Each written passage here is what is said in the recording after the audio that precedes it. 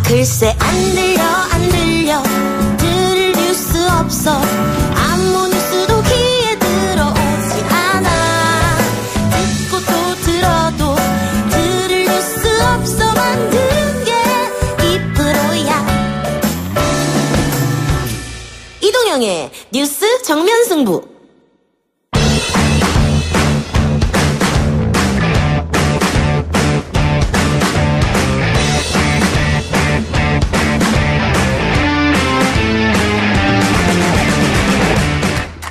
주파수 94.5 YTN 뉴스 FM 이동현 뉴스 정면 승부 3부 시작하겠습니다.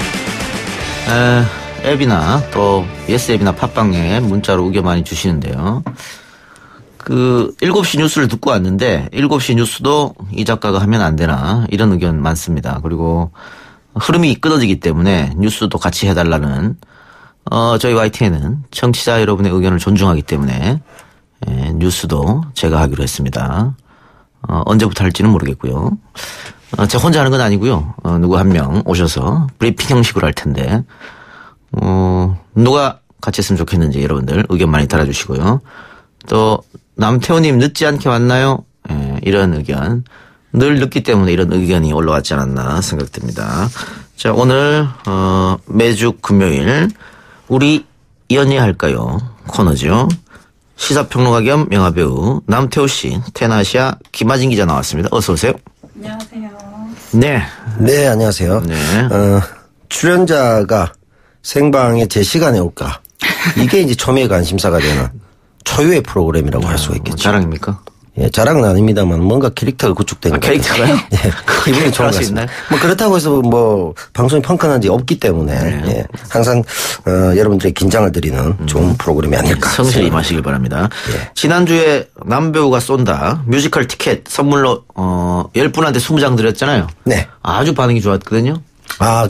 바로 아마 조치를 해서 그 다음날 나눠드린 걸로 알고 있는데 보신 분들이 벌써 있군요. 네, 그렇습니다. 그런데 오늘은 선물 없나요? 매번 선물도 가져와야 됩니까?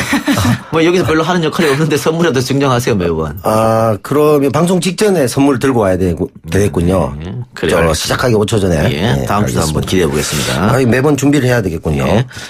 김아진 기자는 부친 포함해서 친구분들이 우리 프로 팬이시라고요? 네, 아주 4-5번씩 같은 회를 4-5번씩 듣는 동료분의 이야기를 들으셨다고 하시면서 저한테 아주 출연이 탁월한 선택이라고 하신 동료분 이야기를 들었습니다. 네. 저하고 같이 하는 거에 대해서는 반응이. 네, 탁월한 선택이라고. 역시. 네. 예, 좋습니다. 그 딸이 라디오에서 안 잘려나가기 위한 아버지 작전이 아닌가 이런 생각도 드는데 네. 오늘은 일단은 이 얘기를 안 할 수가 없을 것 같아요.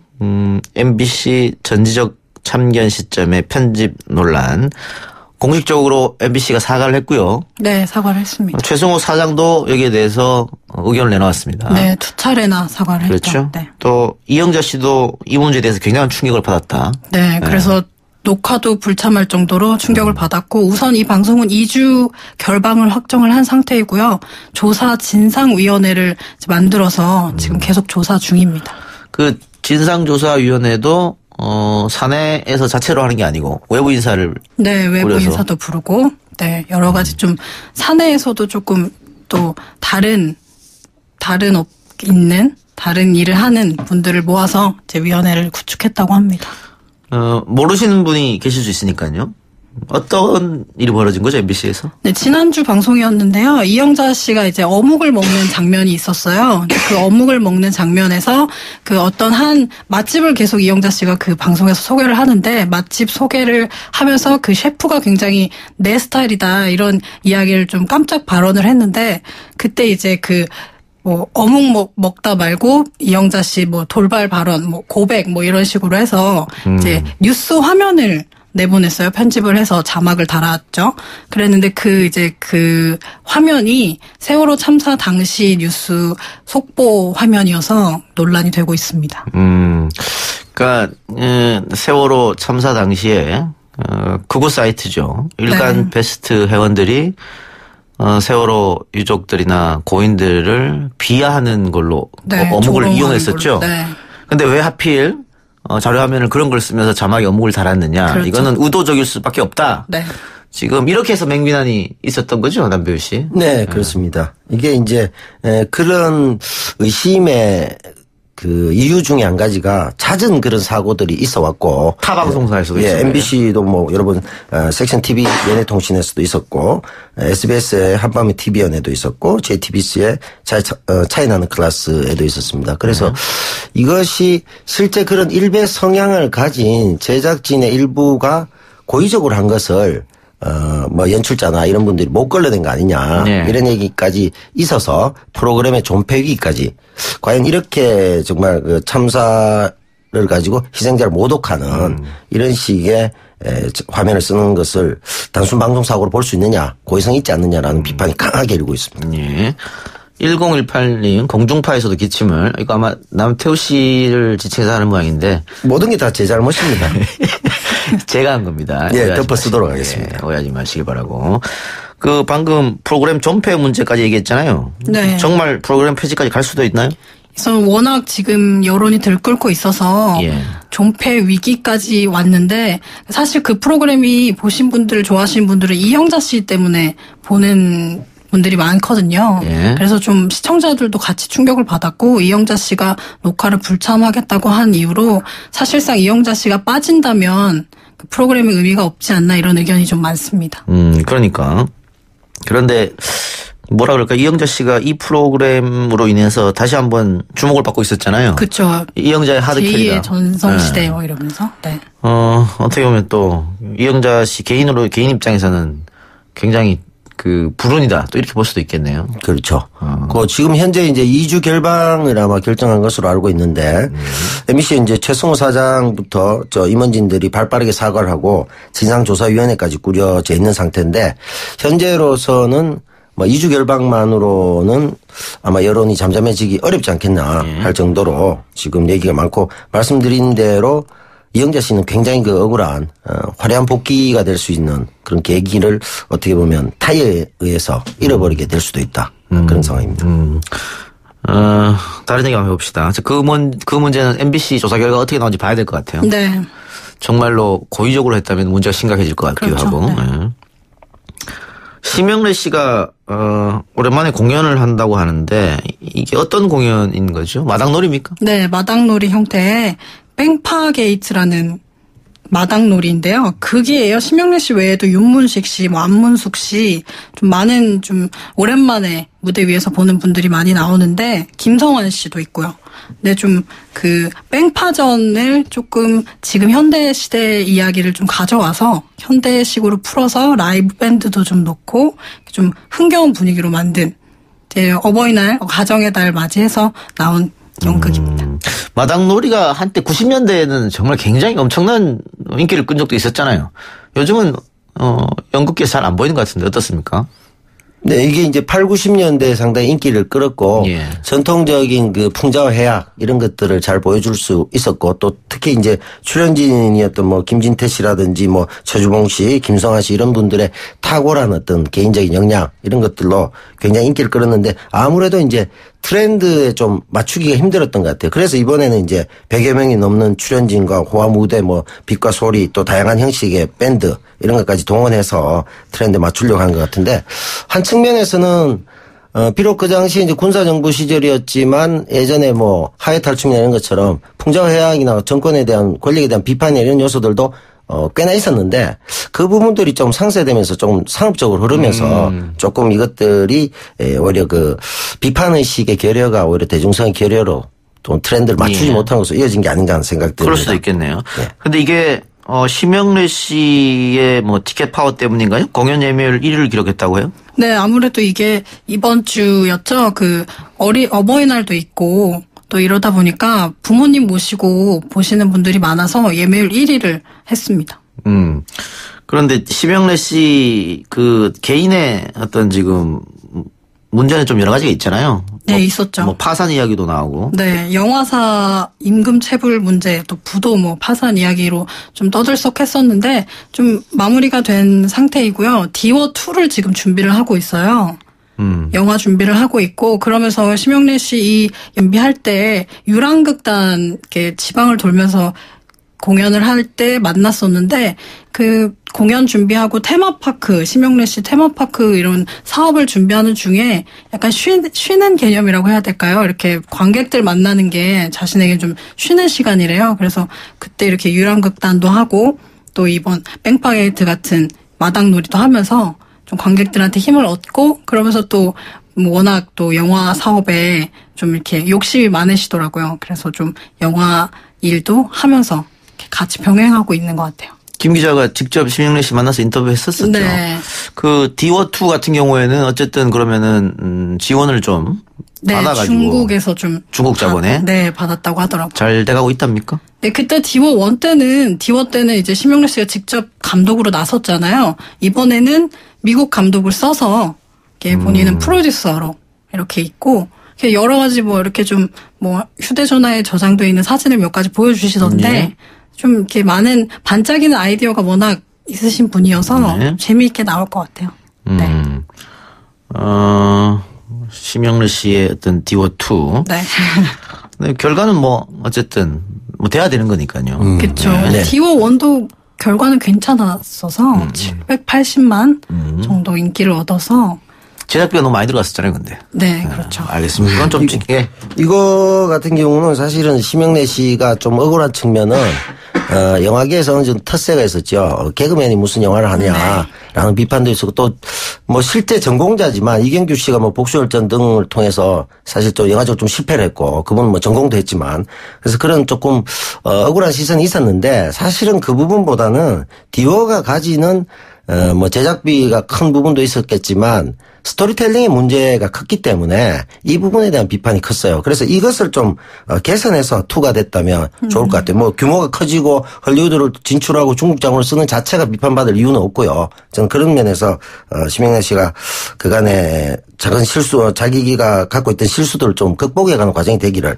희망하고 특히 영국 아트 무비에서 그렇게 응행했는데 직원들이 굉장히 힘들었거든요. 예. 네, 그런 점들은 좀 깊이 반성하고 하셨으면 좋겠습니다. 반성하겠죠. 알겠습니다. 다른 얘기 한번 해봅시다. 문자로 1018님께서 김하진 기자님 목소리가 제 심장을 녹이네요.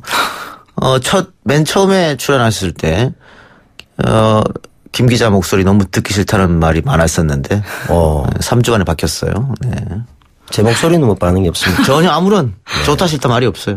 기침 위주로 가도록 하겠습니다. 네, 기침 위주로 가주시기 바랍니다. 다음 얘기는 넷플릭스에 대해서 좀 얘기를 할 텐데요.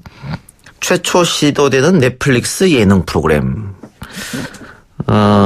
지금 뭐 유재석 씨가 하고 있다고 했던가요? 뭐 네, 그런 것 유재석 같은데. 씨가 출연하면서 좀 화제를 모았고요. 예. 유재석 씨뿐만 아니라 뭐 배우 안재욱 씨, 가수 김종민 씨, 이광수 씨, 박민영 씨, 또 엑소 세훈, 구구단 세정 씨가 나오는 프로그램입니다.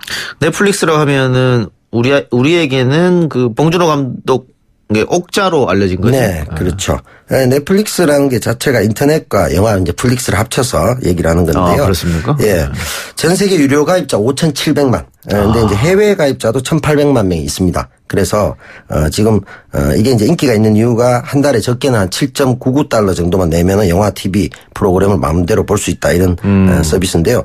점차적으로 커지고 있는데 당시에 이제 이게 넷플릭스에서 옥자가 나올 때 기존의 영화 그 극장을 비롯한 배급망과의 충돌이 있었습니다. 그래서 넷플릭스에서 만든 걸 온라인으로 봐야 되는 작품인데 이거 영화관에 개봉해서 되느냐 이런 논란이 굉장히 컸었는데 예, 그게 그나마 잘 봉합이 되면서 개봉을 했었는데요. 이번에는 드디어 이제 예능까지 진출하게 돼서 아마 유튜브와 함께 상당한 그 세계 시장을 장악할 수 있는 그런 매체가 되지 않겠나 생각합니다. 그러니까 지금 예능까지 들어왔는데 100% 사전 제작하고 유재석, 안재욱, 김종민 등 최고의 인기 연예인들을 총집합시켰는데 네. 이게 과연 이 결과가 좋을 것인가? 결과가 좋아야지만은 또 다른 넷플릭스 이런 예능이 그렇죠. 나올 테고 네.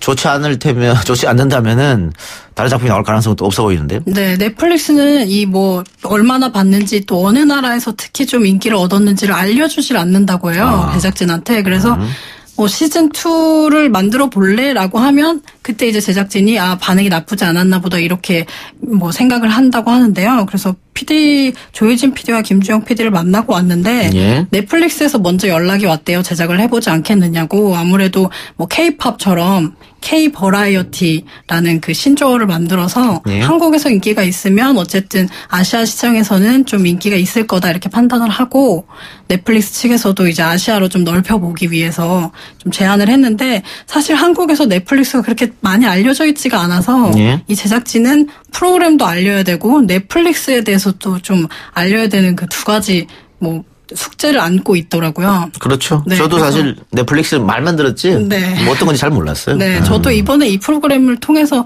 가입을 해서 가입했었어요? 네, 봤습니다. 가입을 하면 한 달은 무료예요. 그럼 한 달만 무료로 보고 그럴 수 있겠네요. 네. 근데 여기서 그거- 이제 빠지면 이제 결제를 하는 거죠. 네. 네. 그걸 한 달에 정확히 맞춰서 끊지를 못하죠. 그러다 보니까 이제 연장이 되는 거고 그럼 재밌어서 보게 되는 건데 지금 이 넷플릭스를 기점으로 봤을 때 이제 매체 환경이 많이 변화했잖아요. 예. 사실 YTN에서 라디오를 한다는 걸 잘 모르는 분들도 있어요. 10년이 됐지만. 모르죠. 그렇잖아요. 예. 그렇죠. 근데 저 막상 때문에 많이 알게 됐죠. 예.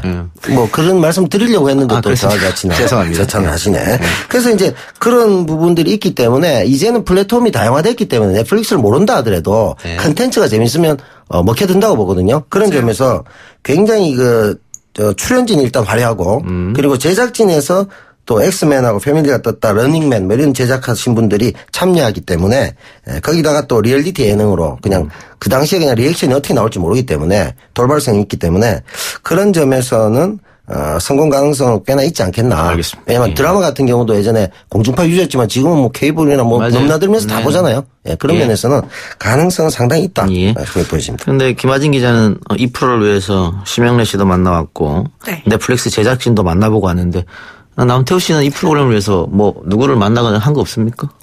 저는 뭐 특별히 만난 분은 없고요. 네. 옆 방송국에 지금 프로그램을 하려고 하는 예. 최욱 씨를 만나고 왔습니다. MBC에. 네. YTN 와서 MBC 를 왜 합니까?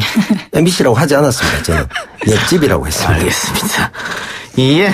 자, 그러면 오늘 얘기는 여기까지 듣고 우리는 다음 주 금요일 날 다시 돌아옵시다. 지금까지 시사평론가 겸 영화배우 남태우 씨 그리고 텐아시아 김하진 기자와 함께했습니다. 3부는 여기까지고요. 잠시 후 4부에서 찾아뵙겠습니다. 뉴스 신동 이 작가와 함께하는 비포장 뉴스 해학 뉴스 정면 승부.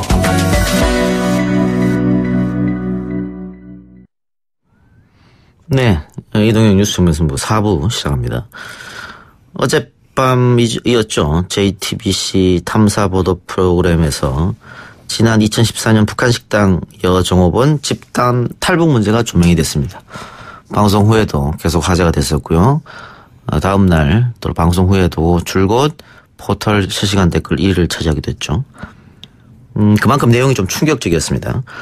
당시 중국 식당 지배인과 12명 종업원의 집단 탈북은 자유의지가 아니었다. 그 과정에 국정원의 개입이 있었다. 한마디로 총선용 기획 탈북이었다는 것이었고요. 만일 기획 탈북이 맞다고 하면 당사자 동의 없이 이건 범죄 행위인 것이죠. 당시 박근혜 정부는 이분들이 자유의사로 집단 탈북해서 입국했다라고 밝히면서 강력한 대북 제재 효과가 있었다 이렇게 홍보를 했었는데요. 오늘 그 후속 얘기를 해보기 위해서 어려운 걸음 해주신 분이 계십니다. 어제 방송에서도 잠깐 등장하셨죠. 탈북한 식당 지배인 종업원들과 오랫동안 긴밀한 관계를 유지해온 구곡현 사장이 오셨습니다. 어서 오세요. 네, 안녕하십니까. 예. 일단 우리 일반 청취자분들이 국사장님이 누군지 잘 모르시는 분도 있을 테니까 일단은 그 중국 동포의 인권 문제에 늘 신경을 우리 국사장님이 쓰고 계셨고요. 네. 그것 때문에 활동도 많이 하셨고 특히 연변에는 상당히 많은 분들도 계시고 사업도 그쪽에서 많이 하고 계시죠. 제가 직접 사업을 하는 게 아니고요. 네. 저는 서울과 일산에서 그 여러분들 좋아하시는 양꼬치점을 네. 한 17년 동안 운영을 해왔는데요. 예. 저희 본점이 연변에 있습니다. 아, 예. 그래서 저희 본점을 방문차 자주 가는 자주 왔다 편입니다. 갔다 하고. 네. 저도 사실은 그 중국 독립운동가들 다큐멘터리 만들려고 시도를 했었는데 네. 그때 연변에서 우리 국사님 도움으로 많은 도움을 받은 적도 있어요. 네. 그런 인연이 저하고는 있습니다만 일단 그 집단 탈북했다고 국정원에서 이야기한 식당 지배인하고 또 여정원들 네. 이분들하고는 어떻게 인연이 되신 거죠? 저희 연변에 본점 바로 맞은편에 예. 진달래 식당이라고 연변에서 아주 유명한 식당이 있어요. 네. 그때 당시 이 사람들이 그 진달래 식당에 근무를 하고 있을 때인데요. 예. 저는 10여 년 전부터 그 진달래 식당 사장하고 그 굉장히 가까운 친분 관계를 유지하면서 한국에서 함께 간 저희 지인들이 있거나 그랬을 때 그곳에서 접대를 많이 받았습니다. 그래서 그때부터 친분을 유지를 해왔죠. 그 진달래 식당은 북한 식당인가요? 조선족 음식과 북한 음식을 함께 판매하는 곳입니다. 판매하는데 종업원들이 지금 탈북했던 사람들이 거기서 일했던 겁니까? 네. 20여 명 당시 그때 그쪽에 근무를 했었죠. 그럼 이 사람들이 지금 유경식당으로 옮겨가서 네네. 거기서 결국은 한국으로 들어오게 된 거죠. 그렇죠. 네. 근데 말이 많았습니다. 한국에 올 때. 그때부터 이것이 집단 탈북이냐. 네. 그렇지 않으면 국정원에 기획된 작품이냐. 네. 그런데 국정원은 당연히 집단적으로 탈북한 게 맞다. 자신들은 네. 관여한 게 없다. 라고 얘기했었는데 이번에 그 JTBC 탐사 보도 프로그램을 보니까 여정업원들이 또 이 지배인, 당시 지배인이 직접 증언을 했더라고요. 네네. 자신들은 자의적으로 온 게 아니다. 네. 저도 최근에 예. 몇 번 만난 적이 있습니다. 누구를 만나셨습니까? 그 지배인과 여정원들을 최근에 이곳 한국에서 만났습니다. 만나서 어떤 대화를 나누셨죠? 제가 그 지배인은 그 민변 변호사님과 함께 만났었고요. 예. 그 어제 그 JTBC에서 보도했던 똑같은 이야기를 들을 수 있었고. 예. 그 여종업원들은 제가 일일이 개인적으로 그 탐문해서 제가 찾아다녔습니다. 3명 정도를 총 만났는데 그 중에 1명하고 이야기했던 게 가장 인상에 남습니다. 네. 어떤 내용입니까? 늦은 밤에 만나서 새벽 2시까지 함께 이 음식점에서 소주를 함께 마시면서 대화를 나눈 적이 있는데요. 예. 굉장히 불안해하면서 지금도 잊혀지지 않는 건 고위급 회담을 앞두고 아이들을 보내는 게 그쪽 조건이었지 않습니까? 예. 그런 뉴스를 접할 때마다 저녁에 뜬 눈으로 밤을 지새운다는 겁니다. 자기들은 그 국가에서 한 커다란 일에 용도가 끝났기 때문에 언제 휴지통에 버려질지 모르는 휴지와 같은 존재다. 그 여성이 직접 말한 겁니까, 사장님한테? 네네네. 그런 얘기를 했다. 네. 그러면은 이용당했다. 본인들은 그렇게 생각하고 있는 거네요. 저는 궁금했는데 입국 과정이 저도 나름대로 궁금했습니다. 예.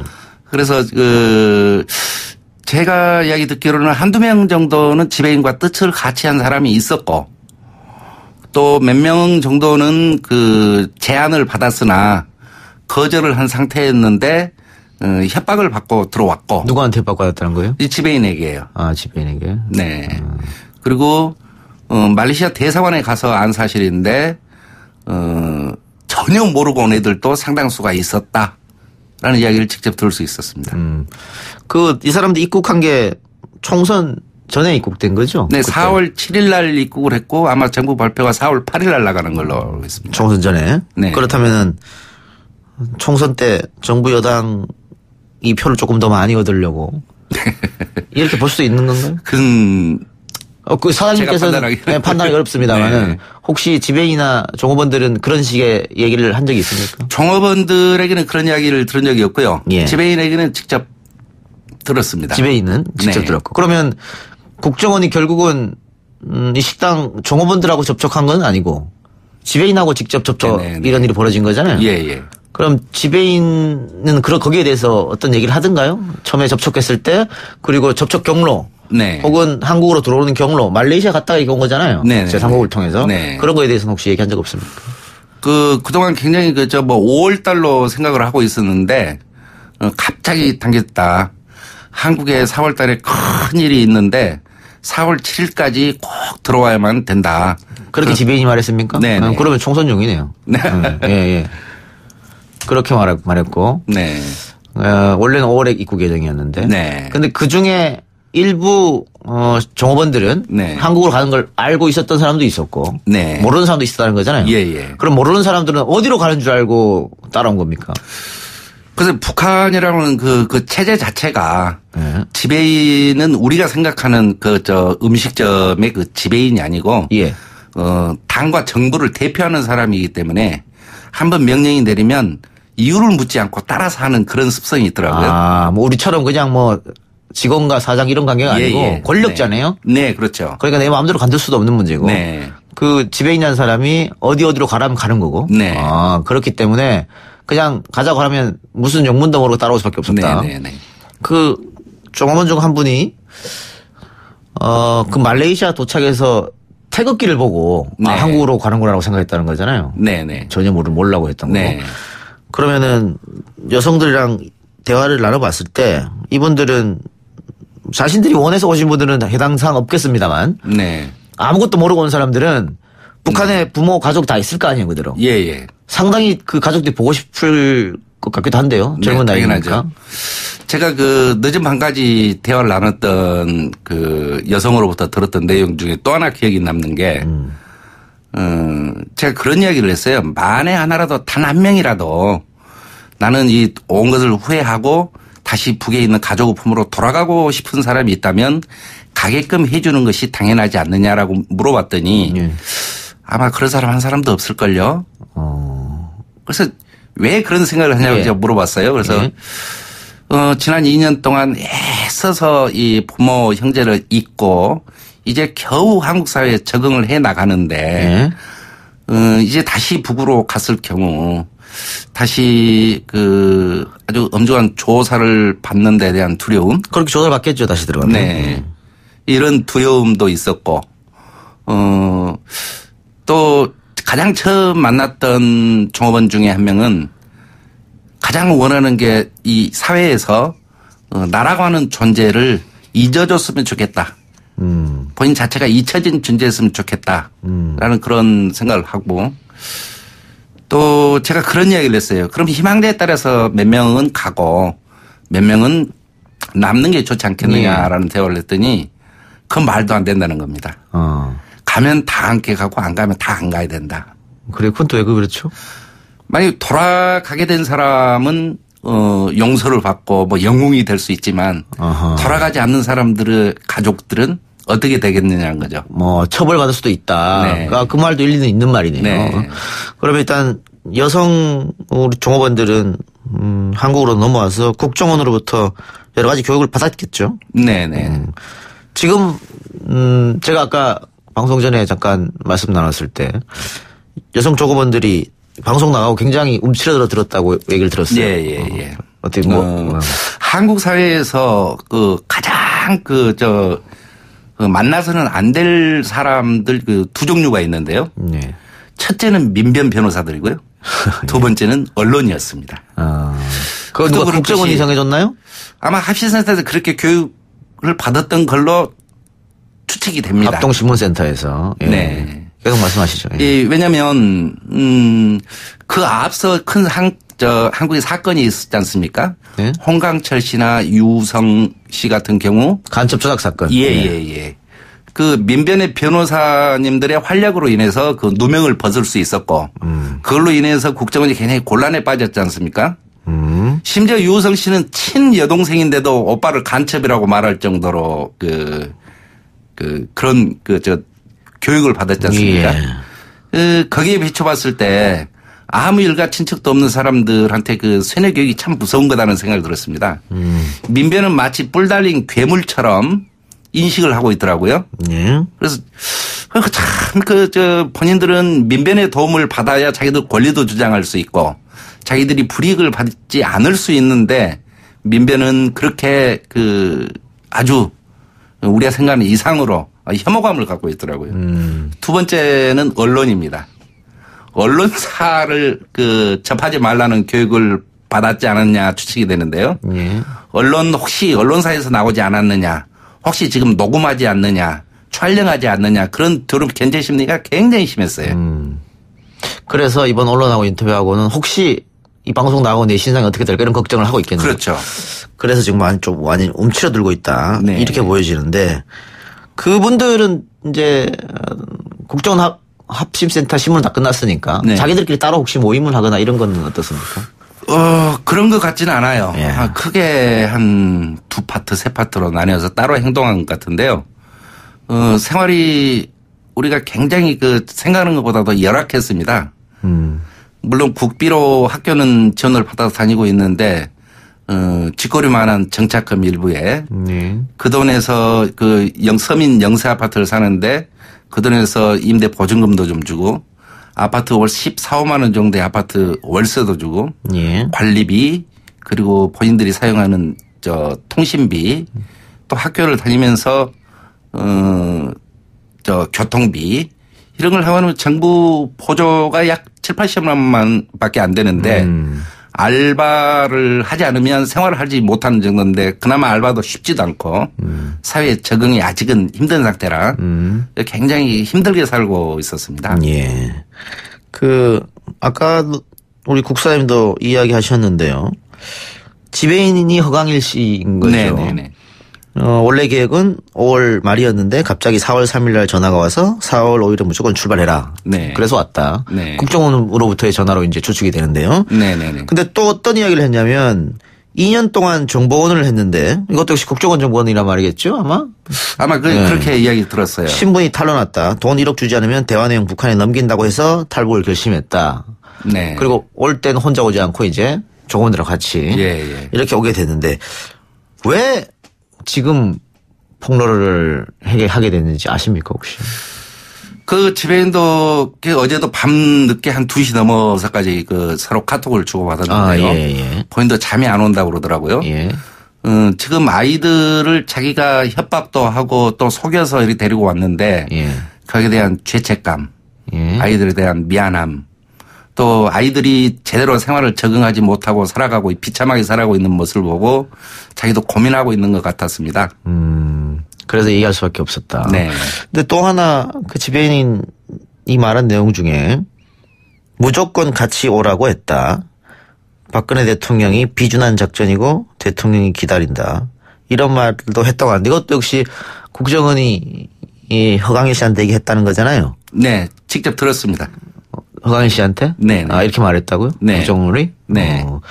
글쎄요, 이게 박근혜 대통령이 비준한 작전이다. 이게 정말로 박 전 대통령이 비준한 건지. 네. 아니면 국정원 직원이 그 말을 만들어내는 건지는 알 수 없습니다만. 예. 지배인은 이렇게 들었다는 것이죠. 네. 그래서 탈북, 이제 중국에서 넘어올 수밖에 없었다. 네.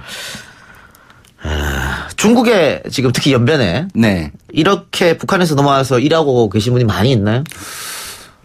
최근에도 연변을 다녀왔는데 예. 연길 시내에만 한 14군데 정도가 있다고 들었습니다. 아직 있어요? 네. 그 제재를 계속 하고 있는데도 그건 상관없는 모양이죠? 아마 이 일이 터지고 나서 조금 약간의 교육을 받았다고 이야기 들었습니다. 예. 그러고 나서는 아직 네. 교육은 받았지만은 실제 네. 일하는 사람 조금 있다. 이렇게 보면 되겠네요. 네. 그러면 그분들이 이렇게 중국 사람들이나 혹은 네. 우리 동포들이나 네. 또 국장님처럼 왔다 갔다 사업차 하시는 분이나 네. 교류가 아직도 좀 많은가요? 특별히 한국 사람이라고 해서 음식점에서 차별하거나 그러진 않는데 네. 아무래도 무슨 촬영이나 또 이런 것은 경계를 좀 심하게 하더라고요. 국사님 핸드폰으로 매번 찍어서 저한테 보내줬잖아요. 네. 그때는 자기들을 고용하고 있는 사장님에게 접대를 받은 손님이라. 예전에. 네. 좀 특별한 대접을 받았죠. 지금 분위기하고는 좀 다를 수도 있겠다. 네. 예, 알겠습니다.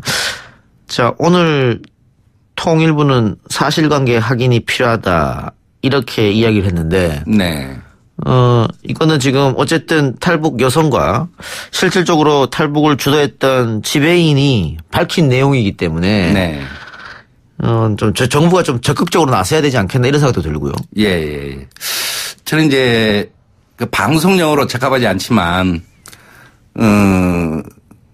변을 보는 사람이 힘들겠습니까? 변을 치우는 사람이 힘들겠습니까? 네. 지난 정권에서 싸질러는 오물을 치우는 네. 지금 정부는 굉장히 힘들 거라고 생각이 되어집니다. 네. 그래서 저는 지금 정부에서 힘들겠지만 조금 더 노력을 하셔서 그러니까 이게 사실이라면 네. 이거는 범죄랑 마찬가지인 거죠, 사실은. 그렇죠. 네. 아무것도 모르는 사람들을 강제로 끌고 왔으니까. 네. 그것도 그게 만약에 국가가 관여됐다면 상당한 범죄이기 때문에 네.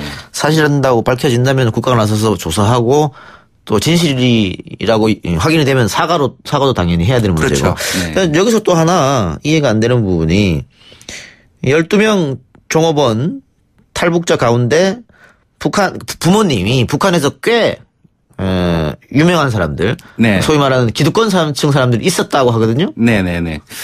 그 가장 대표적인 게 지금 만 40세인데요. 리은경 씨라고 있습니다. 예. 아직 미혼이신데요. 어머니가 최삼숙 씨라고 하는 북한의 1급 인민 배우입니다. 북한에서는 가수들도 배우라고 호칭을 하는데 예. 원로 가수죠. 예. 원로 가수의 그 따님도 이번에 포함이 되어 있습니다. 그러니까는 상식적으로 봤을 때 북한에서 그렇게 잘 대접받을 만한 사람이 네. 가족들을 다 버리고 자의적으로 넘어왔다. 이해가 안 된다. 저도 이해가 안 되죠. 이런 주장이 네. 옛날부터 지금까지 있어 왔어요. 예, 있어 왔었고. 예, 예. 또 하나는 북한 12명 종업원들도 모두 평양에서 엘리트 출신이다. 이런 말도 있더라고요. 네. 그러니까 처음에 선발해서 파견할 때 네. 선발 자체를 굉장히 소위 말하는 엘리트 엄하게 하고 출신 성분을 보고 예. 또는 엄격한 오디션을 통과한 아주 인재들이죠. 그런 이유는 뭔가요? 그런 인재들을 뽑아가지고 종업원을 시키는 이유는 뭔가요? 아무래도 이제 해외에서 예. 음식점에 근무하면서 춤과 노래도 추구하면서 이렇게 하는 것은 질을 좀 향상시켜서 외화벌이 어차피 수단 아니었겠습니까? 그래서 수준 높은 사람들만 뽑아서 보낸 것으로 알고 있습니다.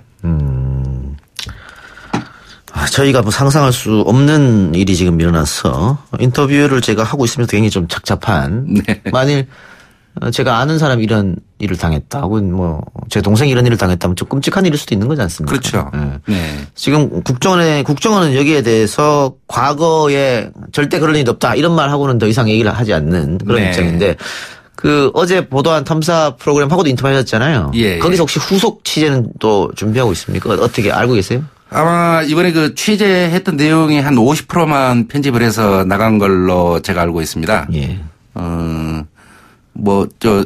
추이를 좀 지켜보면서 후속도 반드시 할 거로 생각이 되어집니다. 근데 이게 어쨌든 국정원하고 관계가 있는 거여서. 네. 사장님 같은 경우에는 또 연변도 왔다 갔다 해야 되고. 네. 조금 이렇게 인터뷰 저하고도 그렇고 다른 방송하고도 그렇고 인터뷰하는 게 좀 불안하지 않으세요? 지난 정권이었다면은 불안해서 이 자리에 나오기 힘들었겠죠. 그러나 저는 이 정권이 어떻게 탄생이 됐고 이 정권에서 그런 두려움이 전혀 없습니다. 불이익받지 않을 거라고. 예. 사람이 먼저다라는 정권 아닙니까? 네. 그렇군요. 다음에 또 제가 한번 초대할 테니까. 네네네. 근데 지금 여종업원들하고는 계속해서 만남을 갖고 있거나 대화를 하고 계시긴 한 거예요. 어땠습니까? 제가 만난 뒤로 누군가는 통제하는 사람이 있어요. 지금 연락이 끊겼어요.